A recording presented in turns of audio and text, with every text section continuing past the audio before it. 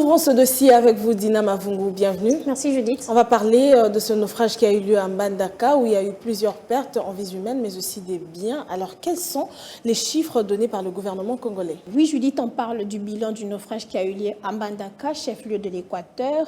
Il est donc revu à la hausse. Il est passé de 27 à 30 morts ce dimanche 15 octobre 2023. 30 corps ont été repêchés. En 2 jours, il y a eu 167 disparus, 189 rescapés et de tonnes de marchandises perdues.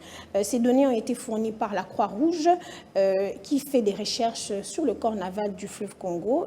Et ces activités ont été réalisées avec des canots rapides et des barques motorisées suivant l'appui du gouvernement de la province de l'Équateur. Il y a quand même plusieurs qui s'interrogent là-dessus. Alors, quelles sont les vraies raisons de ce naufrage? Selon plusieurs sources, la cause principale de ce naufrage serait une surcharge de la balinière.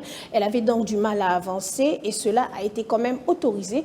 Et on dit même que ce serait la plus grande cause de démission du membre du gouvernement de cette province. Notons que la RDC compte très peu de routes praticables et que principalement nous nous déplaçons sur des lacs ou même sur le fleuve Congo et ses affluents où les naufrages sont très souvent constatés et donc le bilan sont souvent très lourds. Il y a de quoi noter que c'est une situation fâcheuse, mais est-ce une première?